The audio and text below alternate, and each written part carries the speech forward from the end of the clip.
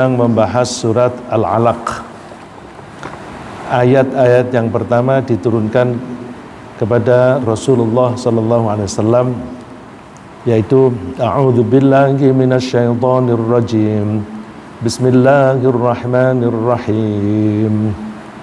Iqra bismi rabbikal ladzi khalaq. Khalaqal insana min 'alaq. Iqra wa rabbukal akram alladzi 'allama bil qalam 'allamal insana ma lam ya'lam. Pada pertemuan yang lalu kita sudah membahas dua ayat yang pertama, yaitu Iqra bismi rabbikal ladzi khalaq khalaqal insana min 'alaq. Intinya bahwa kita membaca Al-Qur'an haruslah hanya atas nama atau karena Allah. Tidak boleh membaca Al-Quran atas nama atau karena kepentingan yang lain, termasuk kepentingan uang, kepentingan jabatan, kepentingan pengaruh, kepentingan untuk mendapatkan pujian. Jadi ayat yang pertama sudah memerintahkan kita pasang niat yang benar, ya, pasang niat yang benar. Karena niat yang benar itu, niat adalah maksud itu adalah tujuan. Maka kalau tujuan kita hanya Allah, maka semua yang kita lakukan, prosedur yang kita ambil untuk melakukan suatu pekerjaan harus sesuai dengan tujuan tadi. Semua mengerucut kepada ridha Allah subhanahu wa ta'ala, dan itu layak karena Allah yang menciptakan kita dan Allah yang mengatur kita. Maka ketika kita berbuat, bahkan bukan hanya ketika membaca Al-Quran, ketika kita berbuat apapun, termasuk kita berbuat sesuatu yang untuk mempertahankan kehidupan kita, semua kita niati hanya karena Allah saja. Ayat yang ketiga, Iqra wa rabbukal akram. Bacalah wa rabbukal akram, dan Tuhanmu adalah yang maha pemurah atau maha mulia.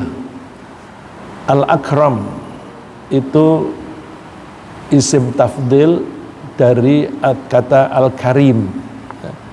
Tafdil itu isim yang menunjukkan arti lebih atau paling. Dalam bahasa Arab, lebih dan paling itu sama. Seperti misalnya dari kata kabir, besar, dijadikan akbar. Akbar bisa berarti lebih besar, bisa berarti paling besar. Disesuaikan dengan konteks. Kalau konteksnya itu menunjukkan perbandingan dengan yang lain, maka kita menerjemahkannya lebih besar daripada yang lain. Kalau tidak disebutkan perbandingan atau disebutkan tetapi untuk seluruh jenisnya, maka kita mengartikannya paling. Akram dari kata sifat karim. Karim itu terjemahannya ada dua macam setidak-tidaknya, yaitu yang mulia atau yang murah hati, generous. Maka kata karim itu kadang diartikan maha pemurah, kadang diartikan maha mulia, tergantung konteks. Untuk ayat ini lebih cocok kita terjemahkan sebagai maha pemurah atau maha murah hati. Murah hati itu artinya suka memberi, generous. Kalau dalam bahasa Indonesia kita pakai gabungan dua kata, murah hati, hati kok murah dan sebagainya. Tapi maksudnya adalah generous. Kalau kita artikan yang maha pemurah, bisa. Kita artikan maha mulia, bisa. Cuma dalam konteks ini rasanya lebih cocok, lebih pas diterjemahkan sebagai maha mulia, tanpa mengurangi kemungkinan diartikan sebagai Maha Pemurah. Karena apa? Konteksnya adalah Al-Quran. Kalau Allah itu Maha Mulia, maka siapapun yang menempel kepada Allah menjadi mulia. Kalau ada seseorang yang jahat, kemudian ada orang yang nempel pada dia, menempel itu bisa berteman, ya kalau sama-sama manusia, bisa hanya sekedar berteman, bisa sebagai pembantu, maka teman atau pembantu ini kemuliaannya tergantung atau sangat dipengaruhi pada siapa yang dibantu. Contoh yang paling gampang, kalau orang membantu saya mengerjakan rumah, namanya pembantu rumah tangga. Tapi kalau dia membantu menteri, namanya deputi. Kalau dia membantu presiden, namanya menteri, dan seterusnya. Dan pembantu presiden dianggap sebagai yang mulia atau disebut pejabat tinggi, pakai tinggi. Bagaimana dengan orang yang suka membantu Allah? Allah itu Maha Pencipta, Maha Penguasa, dan Maha segalanya secara mutlak. Maka orang yang membantu Allah akan menjadi ikut-ikut mulia. Jangankan membantu, mendekat saja itu statusnya sudah beda. Orang yang suka dekat-dekat dengan Allah tentu beda sekali dengan orang yang suka dekat-dekat dengan setan. Dan identitas seseorang itu seringkali bisa dibaca dari dengan siapa dia bergaul. Kalau kita ingin tahu siapa sih Pak Taka ini, mohon maaf Pak Taka, kita lihat dia berteman sama siapa. Kalau istilah bahasa Arabnya itu anil mar'i la tasal wasal an qarini. Kalau kamu ingin tahu tentang identitas atau perilaku seseorang, tanyakan siapa temannya. Karena kita itu berteman dengan orang yang seiring sejalan dengan kita. Kalau ada orang yang tidak seiring sejalan dengan kita, punya pola pikir yang berbeda, kita akan mental. Karena nanti akan terjadi banyak konflik. Tapi kalau yang seiring sejalan, begitu si A, B, dan B misalnya, si A melakukan sesuatu, itu dibenarkan oleh si B. Si B melakukan sesuatu dibenarkan oleh si A. Kalau dua-duanya maling, maka salah satu kalau bisa mencopet, bisa mengambil HP dari sakunya orang tanpa dirasa, dia akan mendapat pujian. Hebat lu, kamu bisa mengambil HP dari saku yang dalam, bisa orang-orangnya tidak merasakan, dapat pujian. Bagaimana kalau orang itu bergaulnya dengan Allah? Ya. Begitu pula bacaan. Bacaan itu kita cenderung membaca sesuatu yang isinya itu sejalan dengan kita. Kalau ada buku misalnya mengenai suatu teori yang kesimpulannya atau cara menguraikannya berbeda dengan kita cenderung untuk tidak mau membaca. Kita hanya membaca yang sejalan dengan kita, yang mengukuhkan pola pikir kita. Orang yang suka membaca komik, ya dia pikirannya ya searah dengan komik itu. Bandingkan dengan orang yang suka membaca Al-Quran. Al-Quran itu firman Allah. Kalau Allah itu mulia, maka firmannya pasti mulia. Kalau Allah itu mulia, siapapun yang berdekat-dekatan dengan Allah pasti mulia. Itu kita bisa lihat semacam itu. Oleh karena itu kita berusaha untuk mendekat kepada Allah, membaca firman Allah, berperilaku seperti yang dituntunkan oleh Allah. Kalau kita bisa seperti itu, nanti kita akan menjadi dekat dengan Allah, dan identitas kita itu identitas seperti atau mendekati ke Allah. Saya ambil contoh. Allah itu akram, maha mulia. Maka Al-Quran, firman Allah juga mulia. Maka disebut Al-Quran itu Al-Karim. Innahu laqur'anun karim. Sesungguhnya ini Al-Quran adalah bacaan yang mulia. Maka betapa mulia orang-orang yang mau membaca Al-Quran, mau mempelajari artinya Al-Quran, apalagi mau menjalani ajaran-ajaran yang ada di Al-Quran. Ya, karena Allah itu maha mulia, maka firman-Nya juga mulia. Al-Quran itu disampaikan oleh Al-Quran itu dari Allah, firman Allah disampaikan oleh malaikat Jibril kepada Nabi Muhammad SAW. Nabi Muhammad itu karena menerima Al-Quran, Al-Quran itu mulia, dari yang maha mulia, maka Rasulullah pun ikut menjadi mulia. Seperti firman Allah, innahu laqaulu rasulin karim wa ma huwa biqauli syair qalilan ma tu'minun. Innahu, sesungguhnya Al-Quran itu laqaulu rasulin karim, sungguh betul-betul kata-kata seorang Rasul yang mulia.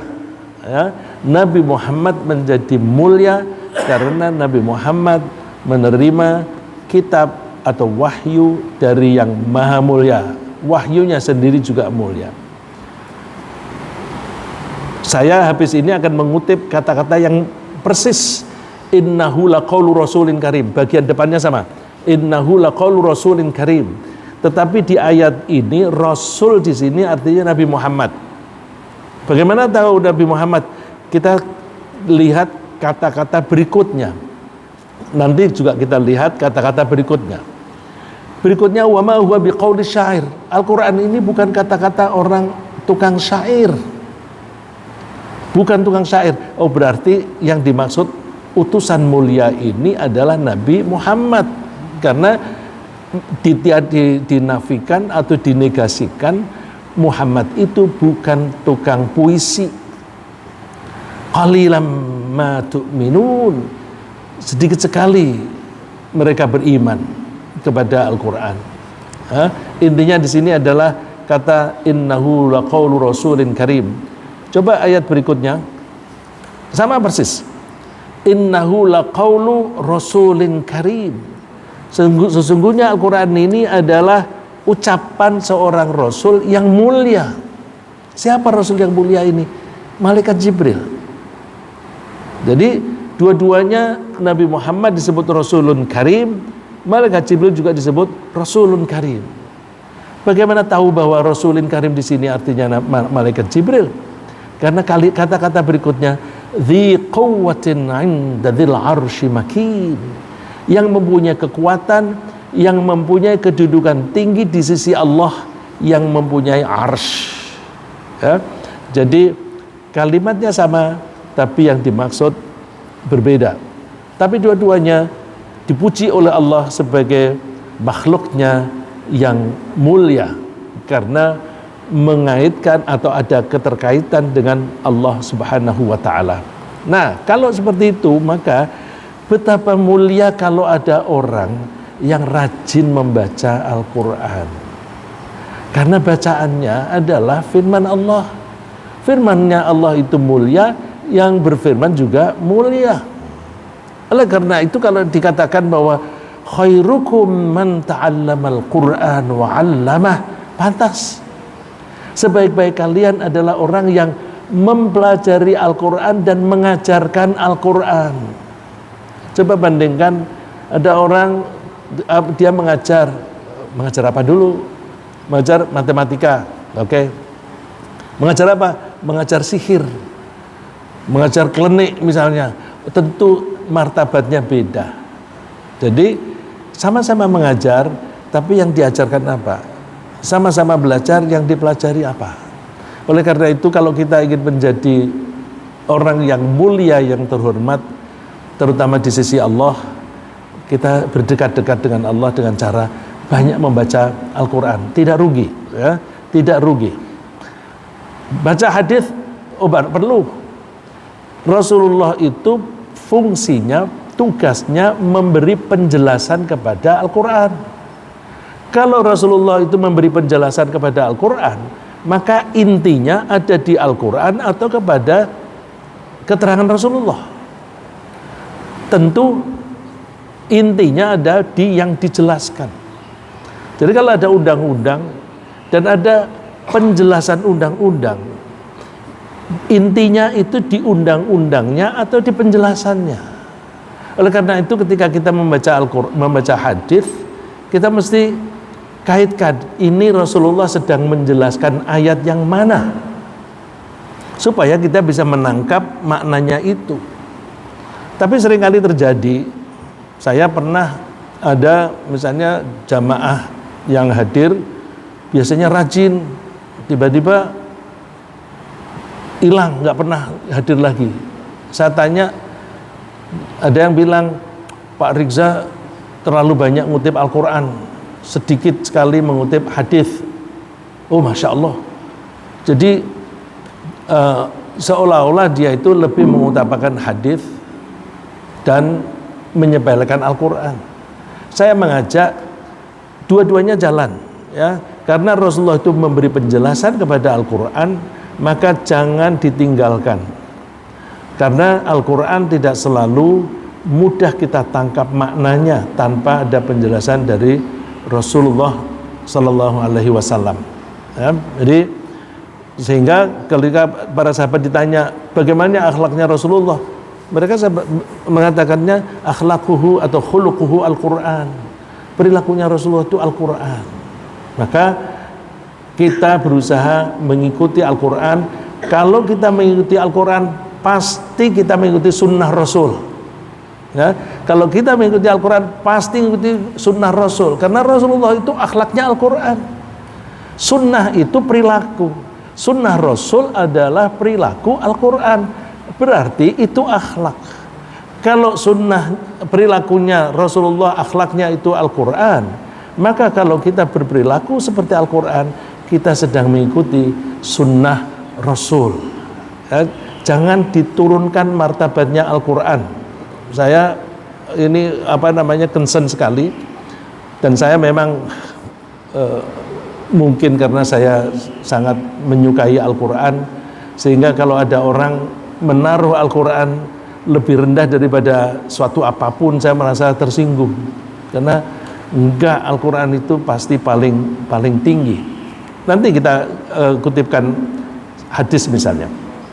Kemudian, karena Al-Quran itu mulia dan Al-Quran itu firman Allah, maka orang yang menekuni Al-Quran dianggap keluarganya Allah. Keluarga itu kan bapak, ibu, anak. Tentu keluarga Allah di sini kias, ya. Kias, bukan lalu terus wah menjadi keluarganya ini istrinya Allah, ini anaknya. Bukan seperti itu. Tapi ini kias.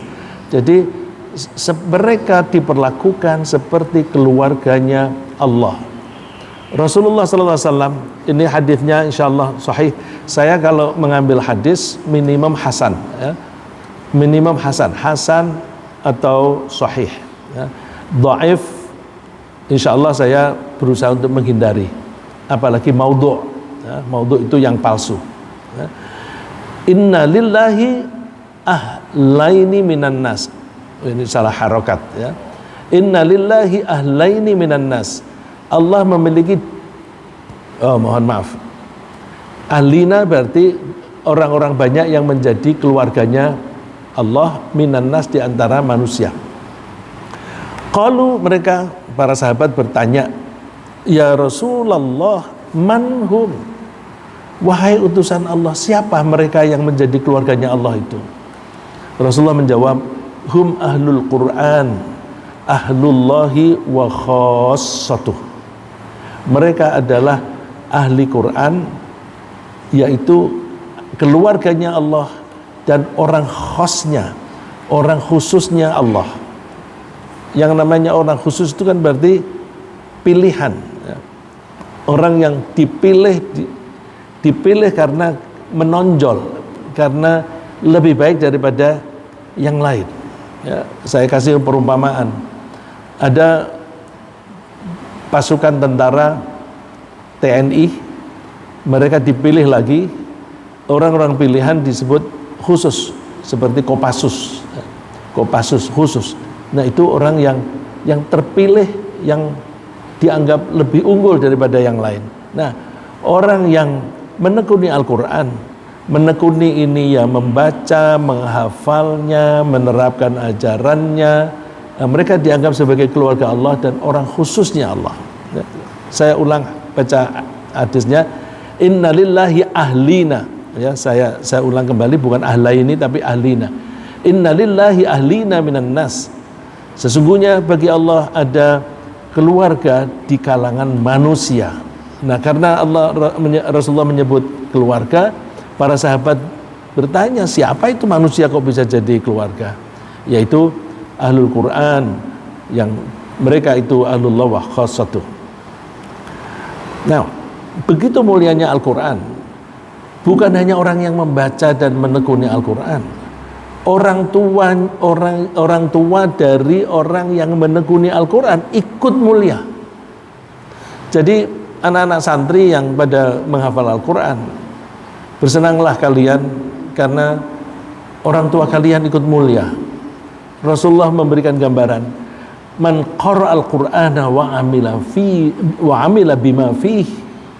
Orang yang membaca Al-Quran dan berperilaku seperti apa yang ada di dalam Al-Quran, ulbisa walidahu tajan yaumal qiyamah. Orang tuanya, bapak dan ibunya, akan dikenakan mahkota besok di hari kiamat. Mahkota itu dau'uhu ahsanu min dau'is syams. Sinarnya dari mahkotanya itu bersinar. Sinarnya lebih indah, bukan lebih kuat. Kalau lebih kuat nanti panas, ya. Lebih indah dibanding dengan sinar matahari. Perumpamaan sinar matahari itu, matahari fi buyutid dunya, di rumah-rumah kehidupan di dunia. Lau kanat fikum fama dhannukum billadzi amila biha. Seandainya di antara kalian ada orang yang semacam itu, yang membaca dan mengamalkan Al-Quran, lalu bagaimana prasangka kalian tentang orang yang seperti itu? Tentu senang sekali, ya. Jadi begitu Al-Quran itu mulia, maka semua yang berkaitan termasuk orang tuanya ikut dimuliakan oleh Allah. Lalu ada orang yang bertanya, mana lebih baik Quran dan zikir bertasbih? Tentu kita jangan meninggalkan zikir, ya. Al-Quran banyak menganjurkan kita supaya zikir banyak-banyak. Misalnya, ya ayyuhalladzina amanu dzkurullaha dzikran katsira wasabbihuhu bukratan wa asila. Wahai orang yang beriman, zikirlah kepada Allah banyak-banyak dan bertasbihlah siang maupun malam, pagi maupun sore. Jadi kalau di sini dibanding antara Al-Quran dan zikir, bukan untuk meninggalkan zikir, ya, untuk perbandingan derajat kemuliaan. Qiraatul Qur'ani fis shalah, membaca Al-Quran di dalam salat, afdalu min qiraatil Qur'ani fi ghairis shalah, lebih mulia dibanding membaca Al-Quran di luar salat. Ini yang kemarin tempo hari saya bicara dengan Pak Edi, ya. Pak Edi apa Pak Edi? Ya, ini hadisnya Pak. Membaca Al-Quran di dalam sholat lebih mulia dibanding membaca Al-Quran di luar sholat. Ada juga pertanyaan dari Pak Edi. Pertanyaannya, kalau begitu apa Al-Quran perlu dihafal? Apa cukup dibaca? Coba kalimatnya di sini, membaca Al-Quran. Membacanya di dalam sholat, itu berarti dihafal apa tidak? Bagaimana kita bisa membaca Al-Quran di dalam sholat kalau tidak hafal? Jadi berarti kalau kita ingin mendapatkan derajat membaca Al-Quran yang lebih tinggi, sama-sama membaca Al-Quran tapi nilainya lebih tinggi, dihafal dulu supaya bisa dipakai untuk membacanya di dalam sholat. Dan coba di antara kita ini kan, termasuk saya, termasuk teman-teman yang para santri, termasuk ini Dokter Iqbal misalnya, membaca Al-Quran di dalam sholat lebih berat ya. Sudah dihafalkan, udah diperlancar gitu ya. Terus begitu sholat lupa, gitu kan? Artinya apa? Hafalnya ayat ketika mau dibaca di Al-Quran, dihafalkannya lebih serius dibanding dengan kalau tidak dibaca dipakai di dalam Al-Quran. Jadi menghafalnya itu lebih kuat gitu. Jadi kalau aku sudah bisa membaca ayat ini, surat ini di dalam ketika saya sholat, itu baru puas gitu. Ya begitu ya. Jadi ya soalnya ini dia kalau dipersilahkan maju jadi imam berat karena itu tadi, membaca Al-Quran di dalam sholat itu lebih berat. Kenapa begitu? Karena kalau kita di luar sholat, kita kan mengingatnya itu hafalannya saja, ya paling tidak hafalannya itu. Tapi ketika di dalam sholat fokusnya dua, mengingat-ingat hafalan plus saya ini menghadap Allah yang maha mulia, yang melihat saya, yang mengamati saya, tidak hanya fisik saya, tetapi juga mengamati pola pikir saya. Saya ketika membaca Al-Quran ini pikiranku belayang atau keliaran kemana-mana, enggak. Jadi ada grogi menghadap Allah. Karena sedang grogi menghadap Allah, maka bacaannya ini menjadi suka terganggu ya. Oleh karena itu ini pemahaman yang tersirat ya, pemahaman yang tersirat. Dan saya merasa perlu karena ada orang yang mengatakan, emangnya Al-Quran itu untuk dihafal? Kan Al-Quran itu untuk dibaca. Jadi ya udah baca pakai tulisan. Dia lupa kali yang namanya sholat itu mesti harus ada bacaan. Yang wajib, yang termasuk rukun itu Fatihah. Terus surat setelah Fatihah. Dan itu namanya qiraah, membaca. Tapi membaca di situ tidak pakai tulisan. Jadi kalau dia bilang Al-Quran itu untuk dibaca, iya, kalau yang masih dibaca itu gimana? Dibaca itu ya dihafal. Dibaca itu dihafal. Maka di negara Arab atau terutama kalau di hadis ada disebut dia adalah yang paling bagus qiraahnya, Aqra ya. Dia adalah sahabat yang paling Aqra. Itu artinya orang yang paling bagus hafalan Al-Qur'annya dan paling bagus bacaannya, tajwidnya, tahsinnya, itu paling bagus. Jadi orang yang hafal Al-Qur'an tidak disebut, kalau di sini kan disebut Al-Hafidh. Kalau di hadis tidak disebut Al-Hafidh, tapi disebut Al-Qari. Orang yang membaca atau pembaca Al-Qur'an. Ya, oleh karena itu ya, Al-Quran kan memang untuk dibaca, iya, tapi membaca Al-Quran itu membaca dengan hafalan. Nah, membaca di sholat itu lebih mulia, lebih tinggi nilainya dibanding membaca Al-Quran di luar sholat. Wa qira'atul Qur'ani fi ghairi sholah afdalu minat tasbihi wa takbir. Sedangkan membaca Al-Quran di luar sholat itu lebih utama dibanding dengan tasbih dan takbir. Nah, jadi kalau begitu Al-Quran lebih tinggi nilainya daripada zikir. Nah, makanya saya tersinggung kalau ada orang zikir aja Quran nanti, aduh kok begitu. Zikirnya saya setuju, tapi jangan bilang Qurannya nanti. Quran nanti itu yang saya nggak setuju gitu loh. Ya, ada orang juga yang penting hafal Asmaul Husna, Quran itu nantilah gitu. Oh ya, kalau untuk nanti itu dalam arti bertahap. Ya, kalau Asmaul Husna kan lebih sedikit. Ya itu sebagai tahapan nggak apa-apa. Tapi jangan merendahkan nilai Al-Quran. Nah sekarang saya ingin membahas logikanya, kok bisa sih Al-Quran lebih mulia dibanding dengan tasbih?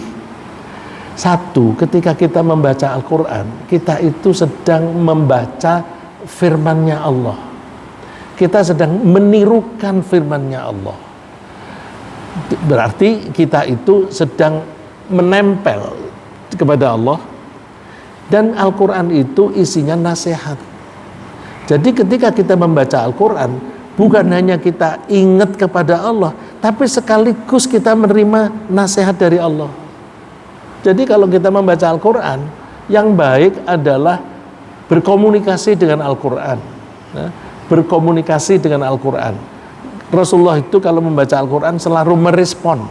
Selalu merespon. Merespon itu kan komunikasi. Jadi kalau Rasulullah sedang membaca ayat-ayat tentang neraka, langsung Rasulullah mohon perlindungan. Ya Allah, lindungilah saya dari neraka. Ya. Rabbi a'idhni min adzabik. Rabbi a'idhni min adzabik.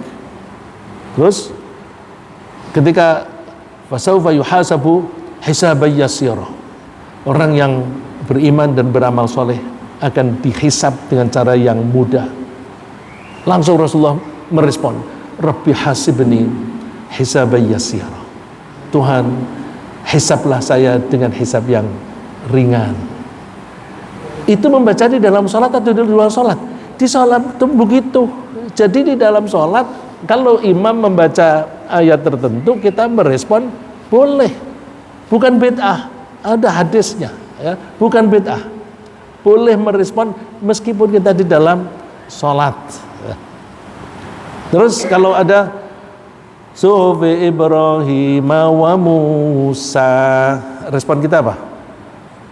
Alaihimassalam. Hima, bukan alaihi, ya.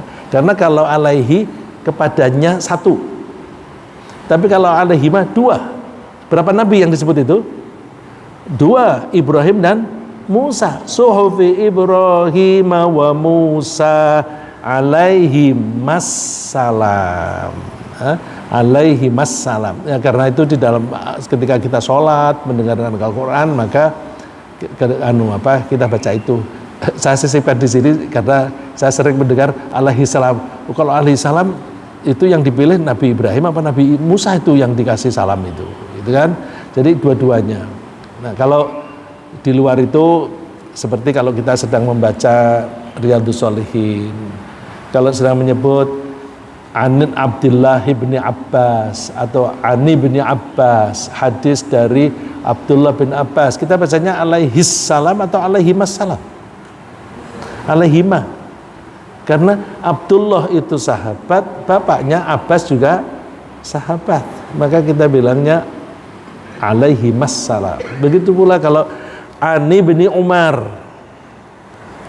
mohon maaf, bukan alaihimassalam, radhiyallahu anhuma, mohon maaf ya, radhiyallahu anhuma.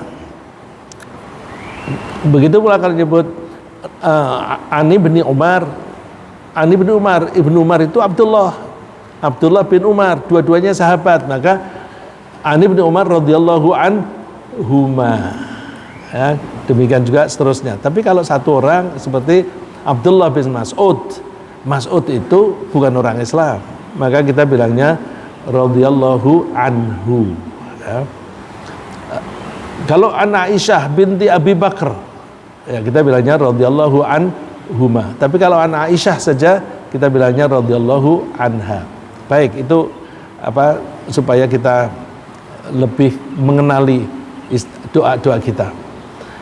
Lebih mulia dibanding dengan tasbih dan takbir. Wa tasbihu afdalu minas shadaqah. Sedangkan tasbih itu lebih utama dibanding sedekah. Kok bisa? Tasbih itu kan hanya ngomong subhanallah. Kok bisa nilainya lebih besar daripada sedekah? Begini loh, tasbih itu artinya mensucikan Allah. Kan subhanallah, Allah maha suci. Kalau dikatakan Allah maha suci, suci dari apa? Bajuku suci loh, suci dari apa? Suci dari dari hadas atau dari najis? Oh, kalau baju ya tentu suci dari najis. Kalau Allah suci. Suci dari najis, tidak pada tempatnya pembahasan itu. Kalau kita bilang subhanallah, kita mengakui Allah itu maha suci dari dua hal. Kemusyrikan, sekutu, dan kekurangan. Kesalahan itu termasuk kekurangan. Allah tidak pernah kurang. Kalau kita menerima suatu kejadian, menghadapi suatu kejadian lalu kita mengeluh itu berarti kan tidak bisa nerima dengan kejadian itu, atau protes kepada siapa? Kalau itu ada suatu kejadian, siapa yang menciptakan kejadian itu? Yang menciptakan kan Allah. Kalau kita mengeluh karena kejadian itu, sama dengan kita menganggap Allah itu tidak adil ketika membuat kejadian ini. Allah ini tidak pintar ketika membuat kejadian ini. Maka keluh kesah itu sebenarnya bertentangan dengan tasbih. Kalau kita bertasbih, jangan hanya di mulut, tapi Allah Maha Suci dari segala sekutu, dari sekutu apapun, dan Allah Maha Suci dari kekurangan apapun. Kalau kita menganggap Allah itu tidak pernah kekurangan, tidak pernah kurang apapun, maka kalau Allah menciptakan suatu kejadian itu bagus, sudah dipertimbangkan oleh Allah dengan baik, bahwa itu baik. Misalnya, mudah-mudahan kita tidak mengalami tinggal di suatu negara yang pimpinannya Fir'aun. Oh ya enggak lah, itu kan sejarah sudah lampau. Tapi seandainya kita hidup di bawah kepemimpinan Fir'aun, baik apa jelek? Bahwa itu ciptaan Allah baik. Karena itu nanti akan menjadi sejarah, itu akan menjadi pelajaran bagi umat setelahnya. Dan kita beruntung tidak terlibat di situ. Kalau kita terlibat di situ, kita akan menderita. Tapi kita tidak hidup di zaman itu, sehingga kita bisa mempelajari, oh sejarahnya begitu. Orang tidak boleh sombong, tidak boleh sok kuasa, tidak boleh membuat peraturan semena-mena dan sebagainya. Nanti kalau seperti itu, nanti Allah lah yang menghancurkannya, gitu. Dan seterusnya. Jadi bertasbih itu karena menganggap Allah suci dari sekutu dan dari kekurangan, nilainya lebih utama dibanding sedekah. Was-sadaqatu afdalu minas shaum. Sedangkan sedekah itu lebih utama dibanding dengan puasa. Was-shaumu junnatun minan nar. Sedangkan puasa itu adalah benteng atau tameng dari neraka. Loh, puasa saja itu bisa membentengi kita dari neraka atau bisa menjauhkan kita dari kemungkinan masuk neraka. Sedekah lebih utama. Jadi oleh karena itu jangan segan-segan bersedekah. Kadang-kadang orang, ya kalau sedekah untuk orang lain, kita kan hidup ini kan untuk kepentingan diri sendiri. Saya suka menyampaikan begini, bahwa orang Islam itu tidak hanya harus mandiri, tapi harus bisa menolong orang lain. Dan kebanyakan orang mendidik anaknya itu supaya anaknya bisa mandiri. Mandiri itu pun artinya sempit. Mandiri secara ekonomi. Tapi belum tentu mandiri secara kejiwaan. Buktinya apa? Udah dewasa, sudah punya anak, ketika rezekinya banyak, ketika nasibnya baik, nggak pernah mengunjungi bapaknya, bapak ibunya, telepon pun tidak. Tapi begitu ada kesulitan, kenapa ini dia mengeluh. Nah, itu berarti dia belum bisa mengatasi problemnya sendiri. Kalau dia belum bisa mengatasi problemnya sendiri, berarti dia belum mandiri. Tapi kita seringkali mendidik anak supaya mandiri hanya di sektor ekonomi, tapi tidak mendidik di sektor kejiwaan, apalagi sosial. Nah, orang Islam itu tidak hanya diharapkan mandiri saja, tetapi bisa berdiri dan bisa membuat orang lain berdiri. Dirinya berdaya, bisa memberdayakan orang lain. Dirinya berdaya dan bisa memberdayakan orang lain. Dari mana saya bisa ngomong begitu?